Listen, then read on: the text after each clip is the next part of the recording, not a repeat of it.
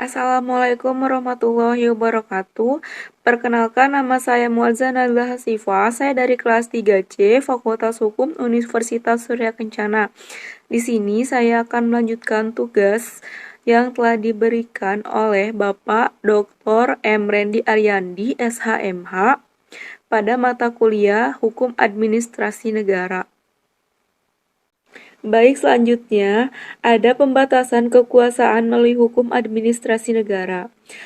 Lalu juga yang telah dikemukakan oleh para ahli, yaitu diantaranya ada McIver, ada Franz Magnus Suseno.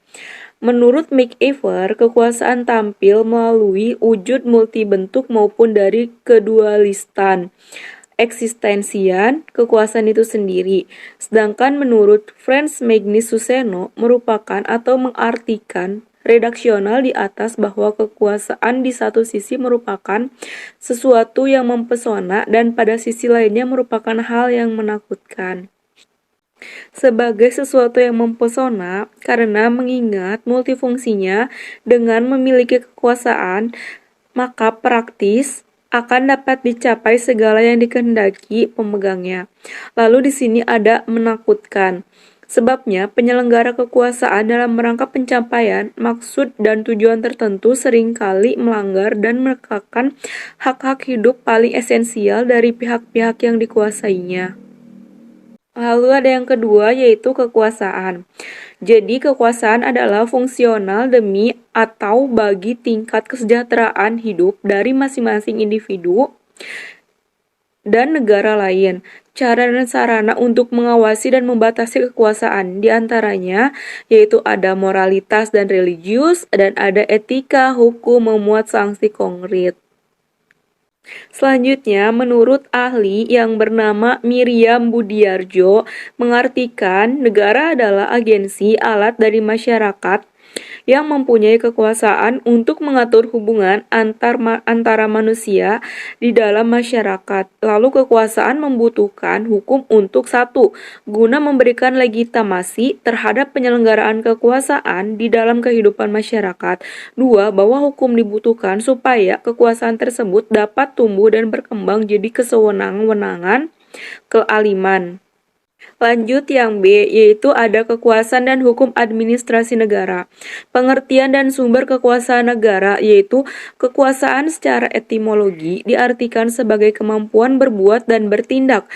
Power is an ability to do or act.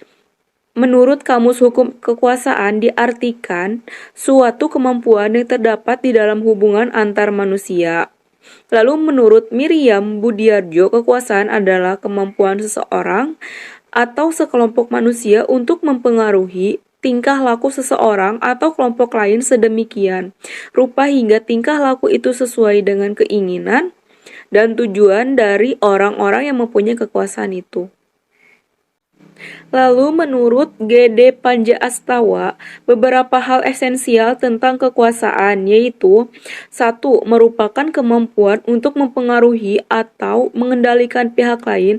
2. Terdapat di dalam suatu interaksi sosial. 3. Mencakup seluruh hubungan dan proses yang terdapat pada interaksi sosial. 4. Mengandung aspek atau paksaan memaksa, dan yang 5, mempunyai maksud dan tujuan penyelenggaraan. Selanjutnya ada kekuasaan negara, yaitu diartikan adalah kemampuan organisasi kehidupan sosial dalam suatu wilayah untuk memaksa seluruh golongan dan kelompok sosial yang ada secara sah berdasarkan ketentuan hukum untuk mencapai tujuan kehidupan bersama yang ditetapkan sebelumnya. Juga ada sumber kekuasaan meliputi A. Kekuatan atau kekerasan, B. Fisik, kedudukan atau jabatan, C. Kekayaan, D. Kepercayaan atau keyakinan, dan E. Keterampilan atau keahlian. Mungkin itu saja yang dapat saya sampaikan, selebihnya akan saya bahas di next video. Wassalamualaikum warahmatullahi wabarakatuh.